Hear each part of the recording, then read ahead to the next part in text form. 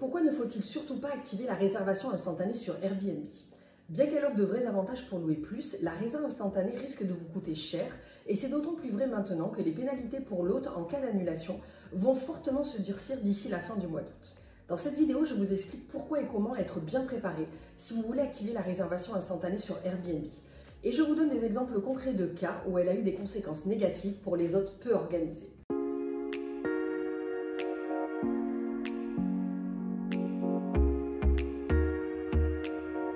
Pour ceux qui ne sont pas familiers avec la réservation instantanée sur Airbnb, on va rapidement voir de quoi il s'agit et quels sont les avantages qu'elle offre, parce que bien sûr il y en a. Activer la réservation instantanée consiste à autoriser un voyageur à cliquer sur votre annonce Airbnb et réserver directement son séjour sur n'importe quelle date disponible de votre calendrier. Aucune demande préalable de réservation n'est requise. En fait, c'est plus ou moins comme pour une chambre d'hôtel. En général, vous allez sur le site de l'hôtelier ou sur la plateforme de vente, vous sélectionnez les dates qui vous intéressent et vous réservez directement votre séjour sans avoir à vous présenter ou à obtenir quelconque accord préalable de l'hôtelier. De nos jours, de plus en plus de personnes privilégient ce mode de fonctionnement, plus rapide, avec moins de gestion ou de formalités à remplir. On sélectionne un lieu selon nos envies et nos attentes et on le réserve directement. Je dirais même parfois impulsivement. Et ça, Airbnb, Booking et tous les professionnels de la vente en ligne l'ont bien compris. Plus vous mettez de clics entre votre produit et le potentiel acheteur, moins vous vendrez. C'est pour cela que les plateformes vont toujours privilégier et booster en premier les annonces qui proposent la réservation instantanée. D'ailleurs, sur Airbnb, leurs principaux arguments sont plus attractifs aux voyageurs car cela simplifie l'organisation, plus pratique pour l'hôte car plus besoin de répondre à chaque demande, avec comme conséquence directe un taux de réponse par défaut plus élevé, donc un meilleur positionnement sur le moteur de recherche. Autre conséquence par défaut, c'est que le taux d'acceptation sera aussi plus élevé et pourra permettre d'atteindre le statut de super hôte plus rapidement. Alors là, vous me dites, mais Carole, du coup, pourquoi tu nous dis qu'il ne faut surtout pas activer la réservation instantanée? En fait, ce n'est pas que je recommande de ne pas l'activer, mais plutôt qu'elle sera bénéfique à un petit nombre d'entre vous, mais que pour beaucoup d'autres, elle pourrait au contraire devenir un vrai handicap et vous desservir. Je m'explique. Comme je l'ai dit tout à l'heure, le business model de la réservation instantanée provient du milieu hôtelier. Les premières questions que vous devriez vous poser sont les suivantes. Est-ce que je suis aussi bien organisé qu'un hôtel? Est-ce que je dispose de toutes les ressources administratives et humaines qu'un hôtel? Et par là, je veux dire que si vous vous occupez seul de tout dans votre location saisonnière, gestion des réservations, accueil, ménage, linge, petit bricolage, vous devrez être extrêmement bien organisé pour faire face aux réservations instantanées, surtout pour celles de dernière minute. Je rappelle que si vous avez configuré aucun temps de préparation ou un jour de préparation pour votre bien, vous trouverez cette configuration dans Tarifs et disponibilité, disponibilité du calendrier, temps de préparation, aucun, une nuit ou deux nuits. Eh bien, cela veut dire qu'une réservation peut tomber pour le jour même ou pour le lendemain. Par conséquent, vous devez vous assurer d'être disponible pour toutes les dates ouvertes sur votre calendrier et votre bien doit être prêt et fonctionnel pour accueillir des voyageurs à tout moment. Je vous donne un exemple concret. Ma mère propose sur Airbnb plusieurs petits logements qu'elle gère avec une seule femme de ménage et un homme de maintenance. Il est déjà arrivé que des locataires quittent les lieux un samedi et qu'elle ne prépare pas tout de suite le logement parce qu'aucune arrivée n'est prévue avant 4 ou 5 jours. Du coup, elle donne le lundi de congé à sa femme de ménage. Sur Airbnb, elle a configuré 2 jours de préparation et elle ne s'attend pas du tout à ce que quelqu'un réserve un séjour entre-temps, surtout pas un lundi.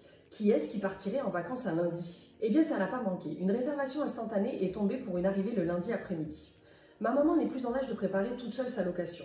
Sa femme de ménage n'a pas pu venir exceptionnellement sur son jour de congé. Elle a donc dû annuler la réservation et payer les pénalités. Je vous ferai une vidéo la semaine prochaine sur les conséquences des annulations faites par l'hôte. Et attention, ça vient de tomber, la politique va se durcir pour nous les hôtes à partir du mois d'août. Donc pensez à vous abonner et à cliquer sur la petite cloche si vous voulez être notifié de la sortie de la vidéo. Un autre exemple à l'opposé mais tout aussi fréquent si vous n'êtes pas bien organisé. Une réserve instantanée tombe pour dans 6 mois. Pas de problème, c'est super. Sauf que vous avez oublié que ce week-end-là précisément, vous avez un mariage à 500 km et vous n'avez bien entendu pas pensé à bloquer ces dates en avance sur votre calendrier. Autre question à se poser, êtes-vous bien entouré de prestataires de confiance et d'artisans ou êtes-vous en capacité de gérer vous-même tous les petits problèmes techniques qui surgissent régulièrement dans une location saisonnière? Fuite d'eau, panne d'internet, poignée de porte cassée, piscine qui devient verte, etc. D'ailleurs, ça me fait penser que j'ai fait une vidéo qui couvre bien ces sujets de crise. Je vous invite à aller la voir car j'y donne pas mal d'astuces. Ces divers problèmes techniques ne sont pas considérés comme des cas de force majeure qui vous autoriseraient à annuler sans conséquence une réservation. Donc, si vous n'êtes pas bien entouré et réactif aux problèmes, vous risquez alors la très mauvaise note d'un locataire très frustré, ou pire encore, de devoir annuler le séjour de vos voyageurs. Et comme je vous l'ai dit tout à l'heure, les pénalités d'annulation vont se durcir prochainement. Par conséquent, si vous voulez quand même profiter de la grande visibilité qu'offre la réservation instantanée sur Airbnb, mais que vous n'avez pas les ressources ou prestataires de services pour vous aider, eh bien mon conseil sera de systématiquement préparer votre bien le jour de départ de vos locataires, et ce, même si vous n'avez pas de résa derrière. De cette façon, en cas de résa dernière minute, vous n'aurez qu'un petit coup de poussière et aspirateur à faire. Attention toutefois, si votre bien est grand, pensez que les extérieurs comme le pool house, les terrasses et certaines vitres non protégées se saliront très vite. Donc cela rajoutera plus de temps de prépa avant l'arrivée suivante. Prenez aussi l'habitude de toujours vérifier le fonctionnement de tous vos équipements, même si vous n'avez pas de location. Ayez toujours un stock de pièces de rechange de base pour pallier aux petits problèmes du quotidien. Un robinet d'avance, un flexible de douche, télécommande de portail supplémentaire, produit traitement choc pour la piscine, ventilateur puissant en cas de panne de climatisation, etc. Une autre question impérative à vous poser sera: est-ce que je serai toujours capable de tenir mes calendriers à jour ? Notamment si vous prenez des réservations en direct ou sur plusieurs plateformes à la fois. Bien sûr, il existe la synchronisation des calendriers possible sur certaines d'entre elles. Par exemple, sur Airbnb, vous le trouverez dans Tarifs et disponibilité, tout en bas, synchronisation des calendriers. Mais attention, car il n'y a rien de pire qu'un doublon de réservation. Et croyez-moi, quand vous êtes en plein boom, avec la tête dans le guidon, il peut très vite arriver que vous oubliez de mettre à jour un tarif, une promo ou de bloquer des dates qui ne sont plus disponibles. Avant de passer au dernier point très important sur la résa instantanée, j'aimerais savoir, est-ce que le contenu de ma chaîne vous aide à y voir plus clair sur notre activité de location? Si oui, merci de liker la vidéo, ça m'aidera à être recommandé à un plus grand nombre de personnes. Voyons maintenant un dernier point en général très critiqué concernant la réservation instantanée. C'est que vous n'avez pas de visibilité sur qui sont vos futurs voyageurs et je sais que cela effraie beaucoup d'entre vous. Sur Airbnb, vous avez la possibilité de mettre des critères supplémentaires pour les voyageurs qui réservent en instantané. Ces critères sont: le voyageur a enregistré et validé une pièce d'identité auprès d'Airbnb, ou il a déjà des commentaires positifs sur son profil, ou encore il doit répondre à un message automatique que vous aurez configuré avant de pouvoir réserver. Personnellement, je pense que rien de tout ça n'est pertinent. Beaucoup de gens se connectent pour la première fois sur Airbnb pour réserver un séjour et n'ont donc pas prévu du tout de communiquer leur pièce d'identité. Ou n'ont encore aucun commentaire, il faut bien commencer un jour. Je pense que si vous mettez en place la réservation instantanée, c'est que vous êtes prêt à accueillir n'importe qui et à n'importe quel moment. Du coup, pour éviter des déboires inutiles, mon conseil sera encore une fois d'être très bien organisé et de penser à tout.